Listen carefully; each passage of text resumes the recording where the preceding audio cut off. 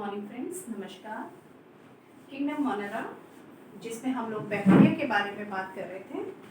Bacteria का general characters हम लोगों ने पढ़ लिए थे, उसका जनरल मॉर्फोलॉजी हम लोगों ने स्टडी कर लिया था। अब हम लोग बात करते हैं न्यूट्रिशन इन बैक्टीरिया।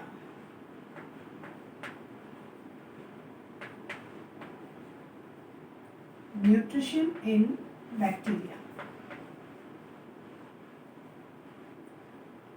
बैक्टीरिया के न्यूट्रिशन की बात करें तो इनमें बेसिकली दो तरीके के मोड ऑफ न्यूट्रिशन पाए जाते हैं। नंबर 1 ऑटोट्रॉफ्स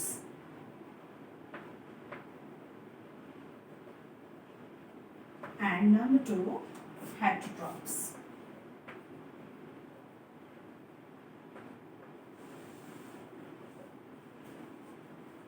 ऑटोट्रॉफ्स का मतलब होता है जो अपना खाना खुद बनाते हैं, जो अपने लिए फूड की सिंथेसिस खुद करते हैं। तो जो ऑटोट्रॉफ्स होते हैं ये फिर फर्दर दो टाइप्स में डिवाइड कर दिए जाते हैं। फोटो ऑटोट्रॉफ्स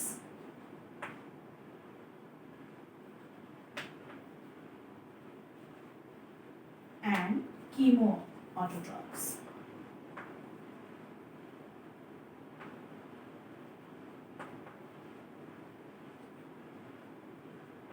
फोटो ऑटोट्रॉफ्स का मतलब फोटो वर्ड यूज करते हैं लाइट के लिए। ऑटोट्रॉफ्स का मतलब होता है सेल्फ सिंथेसाइज करना। तो जो बैक्टीरिया लाइट की प्रेजेंस में अपना खाना खुद बना सके, they are known as photo autotrophs. हम लोग हर प्लांट्स के बारे में या प्लांट्स के बारे में जब स्टडी करते हैं हम लोग वर्ड पढ़ते हैं फोटोसिंथेसिस। फोटोसिंथेसिस का मतलब होता है जहां carbon dioxide plus water in presence of sunlight and chlorophyll बनाते हैं कार्बोहाइड्रेट्स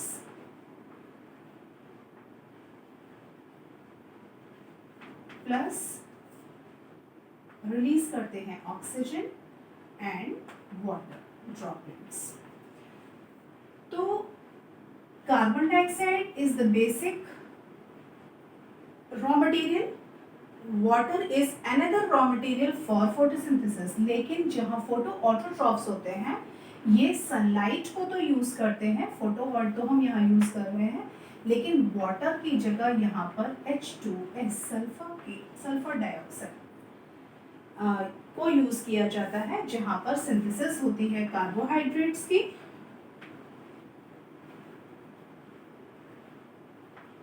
और H2 रिलीज होती है। H2 रिलीज होती है। तो ये जो फोटो ऑटोट्रॉफ्स होते हैं बस ये कार्बन डाइऑक्साइड और H2S का यूज करके कार्बोहाइड्रेट्स की सिंथेसिस करते हैं, लेकिन ऑक्सीजन की रिलीज नहीं होती है और यूज करते हैं सनलाइट को। लेकिन यहाँ पर क्लोरोफिल नहीं प्रेजेंट होता, बल्कि क्लोरोफिल की जगह बैक्टीरियो क्लोरोफिल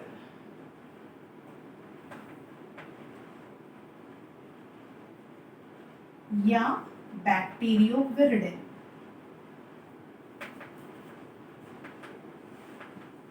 जैसे पिगमेंट्स प्रेजेंट होते हैं जो सनलाइट की ट्रैपिंग करते हैं। ट्रैपिंग करने के बाद कार्बन डाइऑक्साइड और H2S को यूज करके कार्बोहाइड्रेट्स का फॉर्मेशन करते हैं। लेकिन इस वाली जो फोटो ऑटोट्रॉफ्स होते हैं इनकी सिंथेसिस में और प्लांट्स की सिंथेसिस में यही बेसिक डिफरेंस होता है कि वहां पर ऑक्सीजन रिलीज होती है और यहाँ पर ऑक्सीजन रिलीज नहीं होती है। Then are chemo autotrophs. Chemo autotrophs या हम कह सकते हैं कीमोसिंथेसिस। कुछ केमिकल्स के यूज में, जैसे आयरन बैक्टीरिया, सल्फर बैक्टीरिया,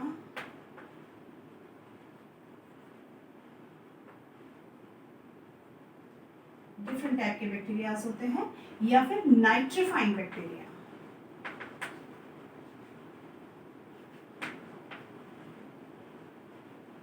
ये केमिकल्स की प्रेजेंस में सिंथेसिस करते हैं और अपने लिए न्यूट्रिशन खुद बनाते हैं, इसलिए हम इनको कहते हैं कीमोऑटोट्रॉफ्स। जो नाइट्रीफाइंग बैक्टीरिया होते हैं ये एटमॉस्फेरिक नाइट्रोजन को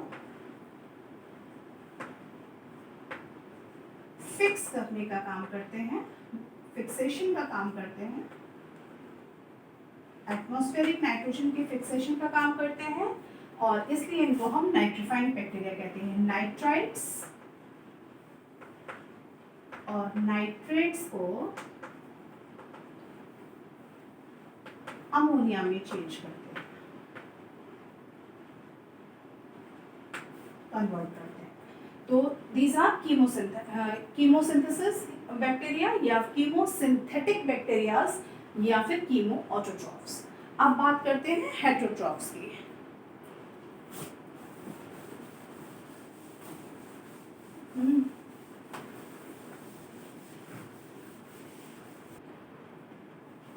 हेटेरोट्रॉफ्स का मतलब होता है जो अपने न्यूट्रिशन के लिए किसी दूसरे ऑर्गेनिज्म पर डिपेंडेंट होते हैं। इनको हेटेरोट्रॉफ्स को हम फिर अलग अलग पार्ट्स में डिवाइड कर सकते हैं। Number 1 saprophytes,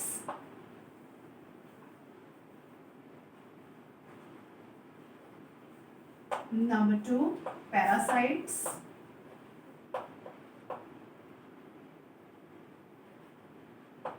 and number 3 symbionts.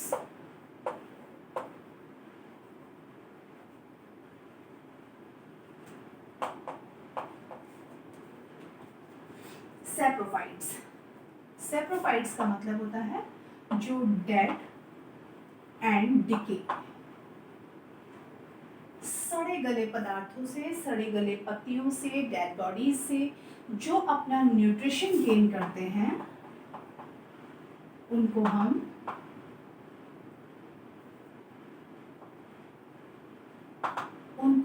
Saprophytes कहते हैं। सैप्रोफाइट्स के सबसे इनको हम स्कैवेंजर्स भी कह सकते हैं एक तरीके से, या डिकम्पोजर्स कह सकते हैं, डिकम्पोजर्स भी कह सकते हैं। देन पैरासाइट्स आर डिजीज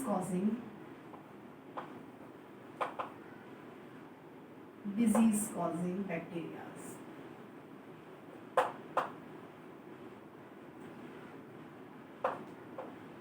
ये भी दो तरीके के हो सकते हैं, एंडोपैरासाइट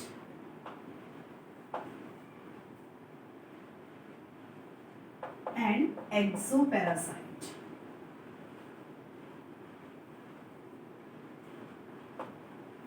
एंडोपैरासाइट का मतलब बॉडी के अंदर, inside the body of an organism,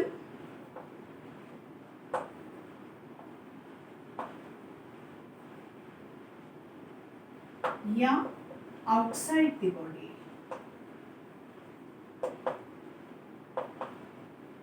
of an organism. Generally ये किसी भी लिविंग ऑर्गेनिज्म की बॉडी के अंदर पहुंचकर उसकी बॉडी को डैमेज करते हैं, mostly endoparasites are disease causing, लेकिन कुछ उनमें से यूजफुल भी हो सकते हैं, और हार्मफुल, बेसिकली हार्मफुल होते हैं।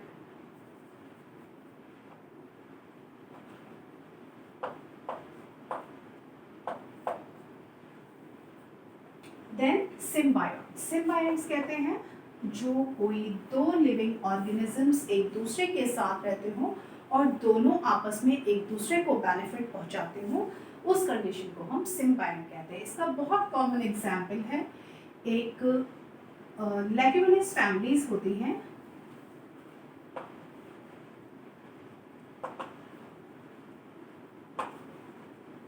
लेग्यूमिनस फैमिलीज कहते हैं जिन फैमिलीज के प्लांट से हमको दालें मिलती हैं, दलहनी पौधे जिनसे दालें प्राप्त होती हैं, ऐसे पौधों की जड़ों में रूट नोड्यूल्स पाए जाते हैं। इन रूट नोड्यूल्स के अंदर एक बैक्टीरियम रहता है जिसका नाम होता है राइजोबियम।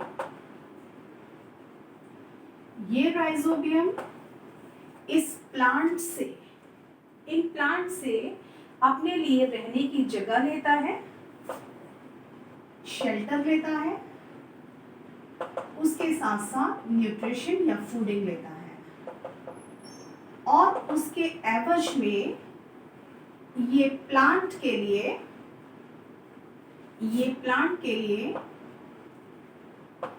क्या देता है, नाइट्रोजन को फिक्स करने का काम करता है। एटमॉस्फेरिक नाइट्रोजन को फिक्स करता है प्लांट में, क्योंकि प्लांट डायरेक्टली जमीन से नाइट्रोजन नहीं गेन कर सकते, तो उसको नाइट्राइट्स में कन्वर्ट करके ये प्लांट के लिए नाइट्रोजन फिक्सेशन का काम करता है। This is known as symbiosis, या टाइप ऑफ बैक्टीरिया या mode of nutrition is known as symbiont. Next अब हम लोग बात करते हैं respiration in bacteria. Next is respiration in bacteria. Respiration, अगर लिविंग ऑर्गेनिज्म है तो रेस्पिरेशन की जरूरत है। रेस्पिरेशन किसे कहते हैं? सांस लेना is not respiration. Respiration means oxidation of food is known as, या oxidation of carbohydrates is known as respiration. तो बैक्टीरिया में रेस्पिरेशन किस तरीके का होता है, इसको फिर हम फर्दर 2 टाइप्स में डिवाइड कर देते हैं। एक होता है एरोबिक रेस्पिरेशन,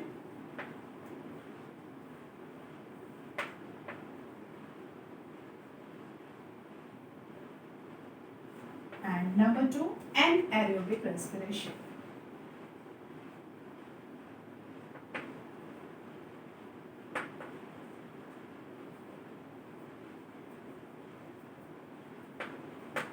Aerobic respiration, वो respiration which takes place in presence of oxygen.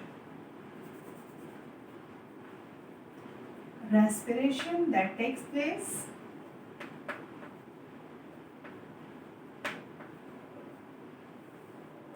in presence of oxygen, जिसके लिए ऑक्सीजन बहुत ज़रूरी है। ऑक्सीजन अगर प्रेजेंट नहीं होगी तो एरोबिक रेस्पिरेशन नहीं होगा। और जिन बैक्टीरियाज में या जिन ऑर्गेनिजम्स में एरोबिक रेस्पिरेशन होता है उनको हम कहते हैं एरियोब्स। एरियोब्स। एनाएरोबिक रेस्पिरेशन, वो रेस्पिरेशन जिस पर ऑक्सीजन की presence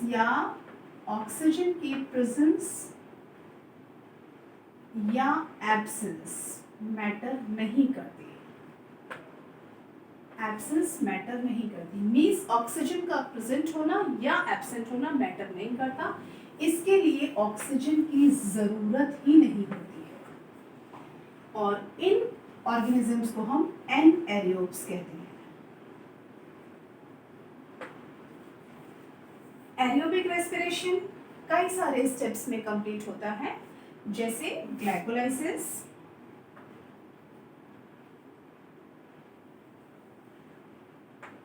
then Krebs cycle, then electron transport system, then phosphorylation.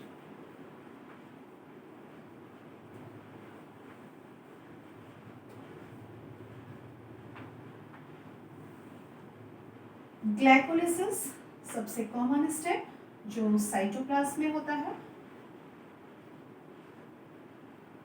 लेकिन जो बैक्टीरियाज होते हैं हमको मालूम है कि उनमें सेल ऑर्गेनेल्स नहीं पाए जाते हैं, माइटोकॉन्ड्रिया नहीं पाया जाता है। तो ये सारे भी स्टेप इसमें या तो प्लाज्मा मेम्ब्रेन में कंडक्ट होते हैं और ये साइटोप्लाज्म में कंडक्ट होता है। लेकिन जो यूकैरियोटिक ऑर्गेनिजम्स होते हैं उनमें साइट चेंज हो जाती है। तो पहले glycolysis, then Krebs cycle, then electron transport chain and then phosphorylation. ये सारे प्रोसेसेस कंप्लीट होते हैं एरोबिक रेस्पिरेशन में, जो कि साइटोप्लाज्म और प्लाज्मा मेम्ब्रेन में इंक्लूड होते हैं। एनाएरोबिक रेस्पिरेशन जो साइटोप्लाज्म में कंप्लीट होता है, इसको हम फर्मेंटेशन भी कहते हैं। फर्मेंटेशन जहां पर ethyl alcohol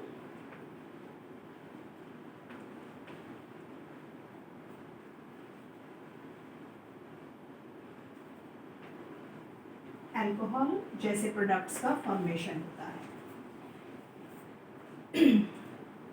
aerobic respiration, anaerobic respiration के साथ साथ हम कुछ और वर्ड्स भी यूज करते हैं, जैसे obligate, anaerobes, aerobes, obligate,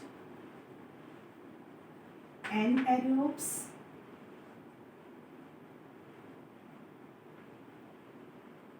facultative aerobes,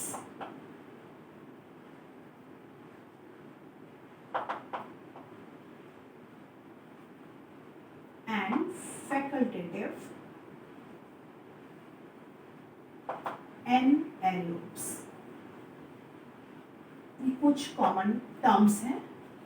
पहला एरोब्स, दूसरा एनारोब्स और उसके बाद obligate aerobes, obligate anaerobes, facultative aerobes and facultative anaerobes।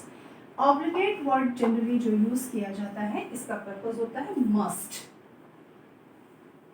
Means इनको ऑक्सीजन की जरूरत है ही, बिना ऑक्सीजन की प्रेजेंस में ये रेस्पिरेशन नहीं कर सकते। ऑब्लिगेट एनाएरोब्स, बिन ऑक्सीजन कि जब तक डेफिशिएंसी नहीं होगी या खत्म नहीं होगा तब तक एनारोबिक ऑब्लिगेट एनारोब्स नहीं कहलाएंगे। फैकल्टेटिव एनारोब्स का मतलब कि ये वैसे तो एनारोबिक हैं, वैसे तो ये एनारोबिक रेस्पिरेशन कर रहे हैं, लेकिन अगर ऑक्सीजन उपस्थित हो जाए, अगर ऑक्सीजन मिल जाए तो ये एरोब्स बन जाते हैं। इसी तरीके से फैकल्टेटिव एनारोब्स का मतलब है ये एरोबिक रेस्पिरेशन कर रहे हैं, लेकिन अगर किसी कारणवश ऑक्सीजन खत्म हो जाती है तो ये एनारोबिक मोड पर आ जाते हैं। मींस ऑब्लिगेट का मतलब है मस्ट और फैकल्टेटिव का मतलब है चेंज, एरोब से एनारोब टर्म में चेंज हो जाना और एनारोब से एरोब्स में कन्वर्ट हो जाना। Then we'll talk about reproduction in bacteria.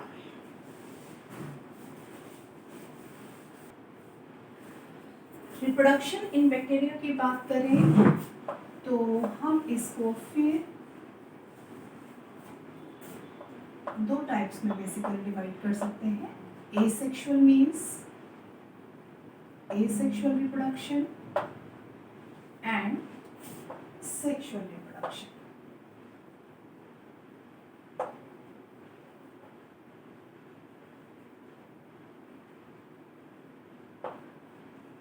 Asexual reproduction में सबसे पहले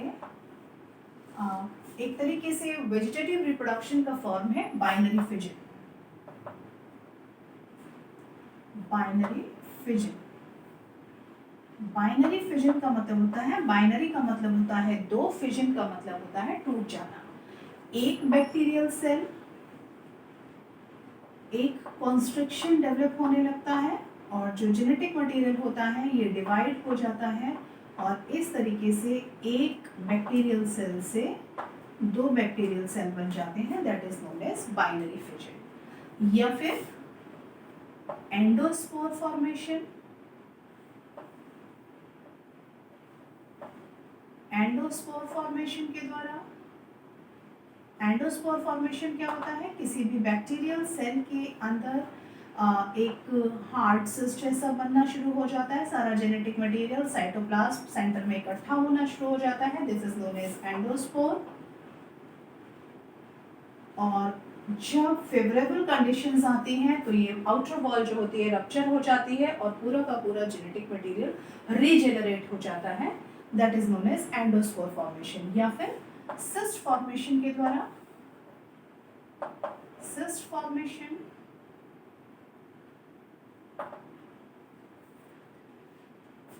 कुनिडियास के द्वारा,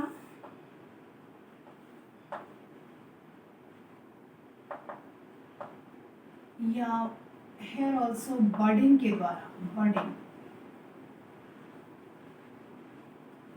by means of budding, by means of endosperm formation, cyst formation, कुनिडियास के द्वारा।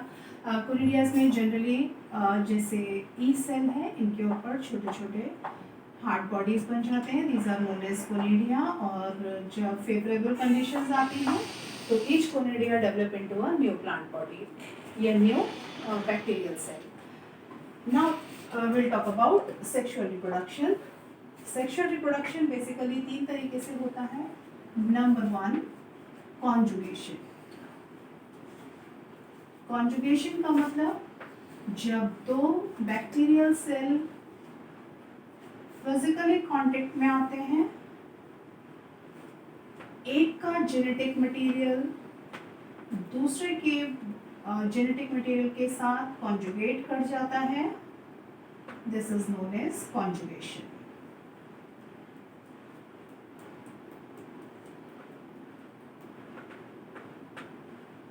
Number 2, transduction. ट्रांसडक्शन का मतलब होता है जब बैक्टीरियोफेज के हेल्प से, बैक्टीरियोफेज की हेल्प से जेनेटिक मटेरियल को एक ऑर्गेनिज्म से, एक बैक्टीरिया से दूसरे बैक्टीरिया में ट्रांसफर किया जाता है, that is known as transduction. और थर्ड टाइप होता है, सेकेंड एंड थर्ड टाइप होता है ट्रांसफॉर्मेशन। ट्रांसफॉर्मेशन का मतलब होता है जैसे प्लाज्मिड्स को यूज करके एक बैक्टीरिया के जेनेटिक मटेरियल को डिफरेंट बैक्टीरियाज में ट्रांसफर कर दिया जाए, that is known as transformation. तो sexual reproduction complete sexual reproduction की तरह नहीं होता है, बल्कि इसका फॉर्मेशन थोड़ा सा डिफरेंट होता है, that is known as conjugation, transduction and transformation. तो these are the mode of reproduction in bacteria. अब हम लोग बात करेंगे economic importance of bacteria.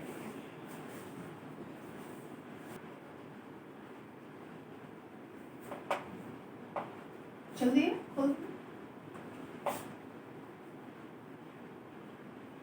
Economic importance of bacteria.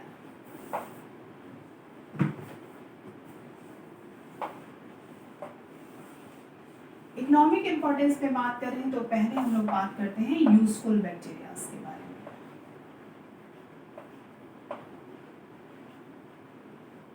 में। यूजफुल बैक्टीरियाज में जैसे इंडस्ट्रियल यूज में, इंडस्ट्रियल यूजेस में हम लोग सबसे पहली बात कर सकते हैं डेयरी प्रोडक्ट्स की।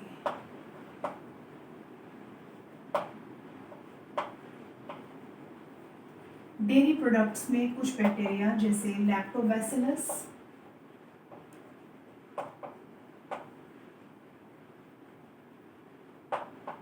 लैक्टाई, जो दूध को दही बनाने में हेल्प करते हैं, पनीर बनाने के लिए, कॉटेज चीज़ बनाने के लिए, चीज़ बनाने के लिए डिफरेंट टाइप के बैक्टीरियाज का यूज़ किया जाता है।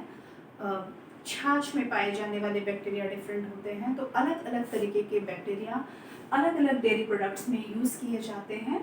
इसके बाद बहुत सारे बैक्टीरियाज का यूज़ होता है मेडिसिन्स में,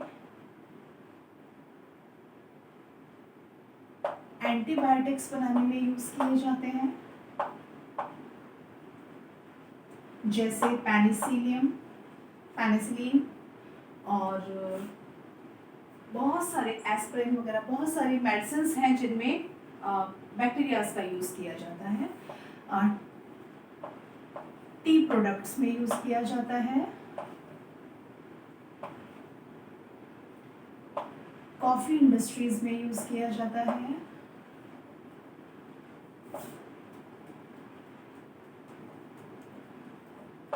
लेदर इंडस्ट्री, लेदर की टैनिंग के लिए यूज़ किया जाता है,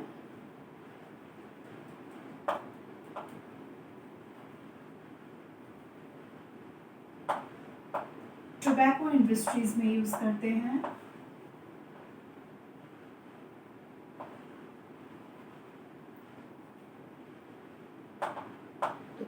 तरीके से बहुत सारे बैक्टीरियाज हैं जिनका इंडस्ट्रियल यूज़ होता है। इसके बाद बहुत सारे बैक्टीरियाज को यूज़ किया जाता है क्लीनिंग के लिए,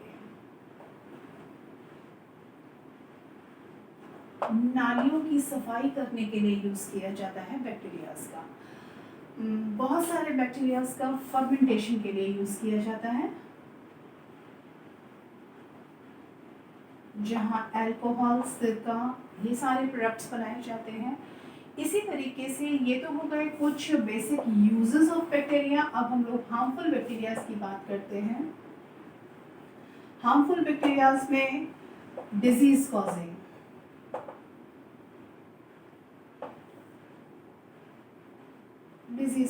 जैसे ह्यूमन बीइंग में बहुत सारे डिजीजेस कॉज करते हैं। टाइफाइड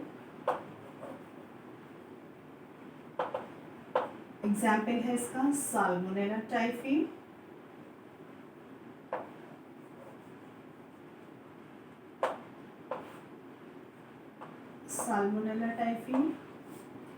निमोनिया, डिप्लोकोकस निमोनियाई,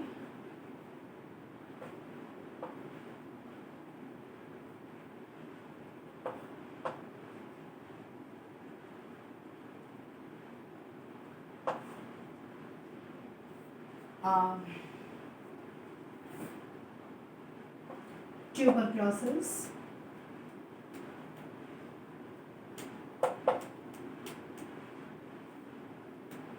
तो इस तरीके के बहुत सारे डिजीजेस हैं जो ह्यूमन बीइंग्स में पाए जाते हैं। इस तरीके से प्लांट डिजीजेस भी होते हैं, प्लांट्स में, जैसे सिट्रस कैंकर,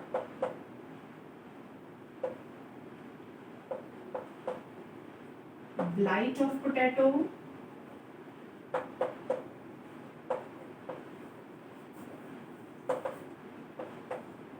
रॉट डिजीज,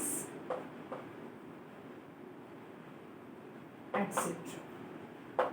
तो ये कुछ ऐसे हार्मफुल इफेक्ट्स हैं। इसके साथ साथ लेदर का डिस्ट्रॉय होना, खाने और सब्जियों का डिस्ट्रॉय होना, इस तरीके की एक्टिविटीज़ ये हार्मफुल एक्टिविटीज़ में आती हैं। और कुछ यूज़फुल एक्टिविटीज़ भी हैं जो बैक्टीरिया के द्वारा होती हैं। तो यहाँ पर हम लोगों ने कंक्लूड कर लिया हमारे बैक्टीरिया के बारे में। हम लोगों ने respiration, then nutrition, reproduction and economic importance of bacteria, इसमें हमने सम अप कर लिया। नेक्स्ट लेक्चर में हम लोग बात करेंगे किंगडम प्रोटिस्टा के